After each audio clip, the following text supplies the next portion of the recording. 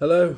All through Lent, we've been sharing stories told by David Kossoff, and then into Holy Week, and we've had some interesting stories about the young man getting ready in the upper room for the Last Supper, about the son of the man, Simon of Cyrene, who helped to carry the cross on um, on Good Friday.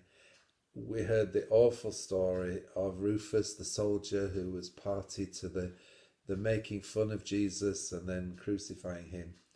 And at last, we're here at the glorious Easter story. And this, I promise you, is a version of the Easter story that I don't think you'll have ever heard before. We're used to thinking about Mary and the gardener, but this is a different slant altogether. Thank you, David Kossoff, for your creation and your imagination and the way in which you've brought Lent and Easter for me alive, and hopefully given other people a different insight into some of the stories as well. So today, for the last day, for Easter Day, I'm sharing with you Zeke's story. It was an odd feeling, to change jobs so late in life after so many years. Very different jobs indeed, although still a council employee. I'm a bath attendant now instead of a cemetery attendant. Swimming pool instead of graveyard. Surrounded every day by noisy people full of health instead of dead people who made no noise at all. Except one. Of course, he didn't so much make a noise as cause a lot of noise and disturbance, and in his own way got me the sack. Although I'm not complaining. To be honest, I like this job better. After that Sunday, I know now, I prefer the living to the dead. I didn't always. It were Councillor Joseph of Arimathea who got me this job. He's a nice man. Said it was the least he could do after helping me lose the last one. I'm not sure what he meant. It wasn't his fault. With his own property, he could do what he liked. There were no regulations broken. Regulations. Doing things the right way. I believe in that. I've got no education, but you don't need to be clever to work in a graveyard, and I know that things should be done right. It may be that's superstitious, but you don't bury a gallows body in a rich man's tomb. The hung are damned. It's written. In any case, the damned and the stoned and the crucified, they have their own graveyard near the quarry. Pits, as is right. You don't put them in newly built tombs with closing stones. It were bad enough the graveyard being right next to the crucifixion hill. People used to picnic on my graves or leave the children with me while they went to watch the executions. I didn't mind. I like children. But the graveyard used to get very untidy, and I like order. Things should be tidy and in their place. And if Councillor Joseph's friend had only stayed in his place, I think I could still be working up there. Lucky wife's not heard me saying that. She doesn't like jokes like that. In any case, she says that she knew the councillor's friend, and even a marble tomb in a temple wouldn't have been good enough for him. I was speaking about that Sunday. But the whole weekend had been strange. Must be about a year and a half ago. I remember it though like it were yesterday. In some ways it were the Friday that were more frightening than the Sunday, 1,000 times more. It started normal enough. Nice morning, cool, fresh. Usual for spring, usual 1 or 2 early morning people visiting graves. One of them told me there'd been a lot of noise in the city during the night. At the palace, the high priest's house, and at the praetorium where Governor Pilate lives. There was to be a crucifixion, he told me. Well, in fact, there were going to be 3. And that was a bit unexpected on a Friday. And if I remember rightly, it was the first day of Passover too. Almost before he'd finished telling me, I saw all the crowds coming up the hill. It were no more than 8 o'clock. 3 crosses being carried, and I remember thinking, somebody's in a hurry to cross them off. Don't tell the wife I said that. I got on with my work. I don't hold with crucifixions or the people who go and watch. On crucifixion days, I'd plant flowers and look after the trees and bushes. Most of the things I'd actually put in.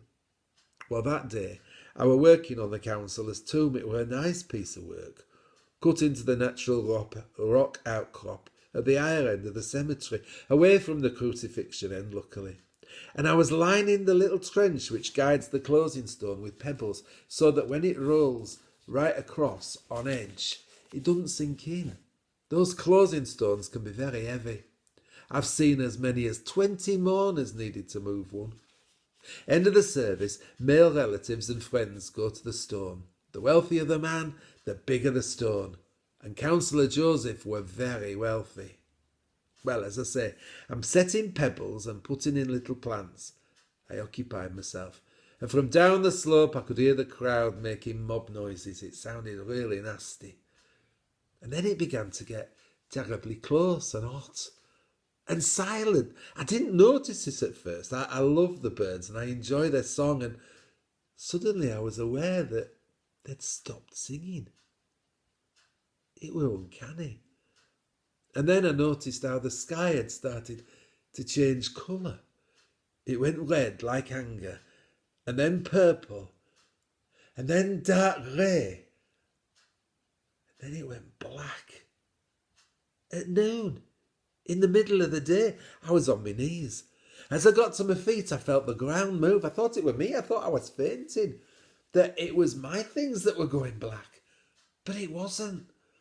The earth were moving, with awful rumbling, grinding, crushing noises, and I could hear people screaming and crying. I lay down and I had my head in my arms. I'm no hero, me. It seemed to go on and on and on for hours. And then it stopped and began to get light again. It was about 3 o'clock. I remember I was stiff. I got up and I walked around the graveyard to see what damage had been done. At first I could see nothing at all. None of the upright headstones, which you'd think would be flat, were different in any way. But then I saw a scary thing. One of the ordinary graves with the headstone upright and tidy, looking as if it had burst open, as if the body had burst out and gone. Gave me a funny feeling, and when I looked round, there were 4 or 5 like it, pushed violently up and thrown to either side the earth, as though from the inside. Well, I decided I'd fill them back in again in a day or two, because they scared me. And then I went back to the councillor's tomb, which was just the same as it had been before. Everything was. Sunshine, breeze, bird song, everything. But when I got there, the councillor was waiting. I was surprised. He looked very white and strained. He told me to get the tomb ready and cleaned for someone who just died. I'll go and get permission from Governor Pilate, he said. When I looked puzzled, because this is a Jewish cemetery, so it's got nothing to do with the Romans, he said it were one of them 3 we just crucified. And he walked away looking a bit choked up. Well, I thought none of my business, and I got busy. Most unusual, as I said, because there are pits. That cemetery's a rather smart one. Titled people, upper income groups, old families, family tombs. Now, in a brand new, cut from the solid rock, rich man's vault, with a huge closing stone, we were going to arrest a criminal. A convicted, executed lawbreaker.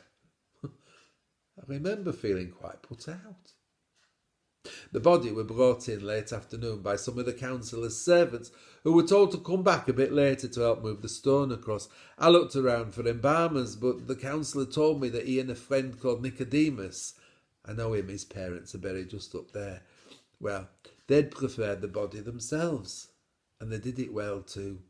I've seen the best, no expenses spared, finest linen, purest myrrh and aloes, about £100 worth it was. Fit for a king.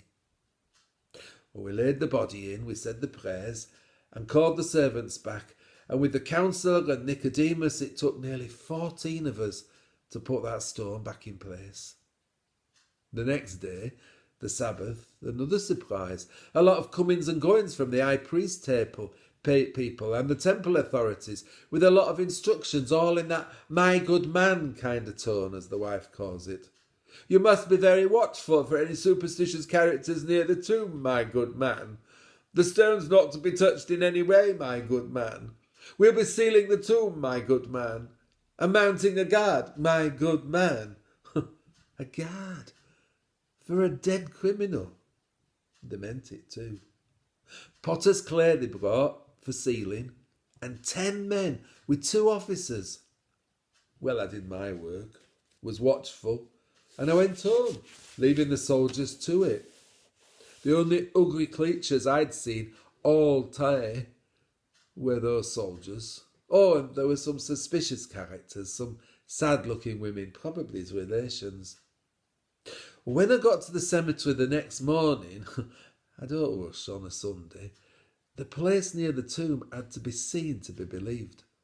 All the soldiers either asleep or just sitting there as though in shock. The stone pushed right back, and the tomb empty. Well, I can't tell you the commotion that went on that day, and the stories that started to fly around.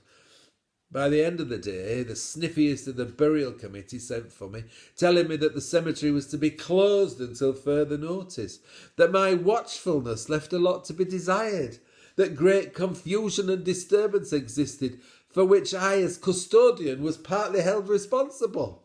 And because of all these factors, etc., etc., etc., I was sacked. Well, I don't suppose I was too upset. Neither was my wife. Especially as the counsellor fixed me this new job almost the same week. Anyway, the wife thinks a swimming pool's got more class than a cemetery. It's certainly more cheerful. I was in my mind to ask that counsellor how he felt about the tomb being interfered with and his friend's body disappearing and all that expensive embalming stuff being wasted. But I didn't get round to it. And he didn't seem too upset. In fact, if I'm honest, he seemed happier than I'd seen him for a very long time.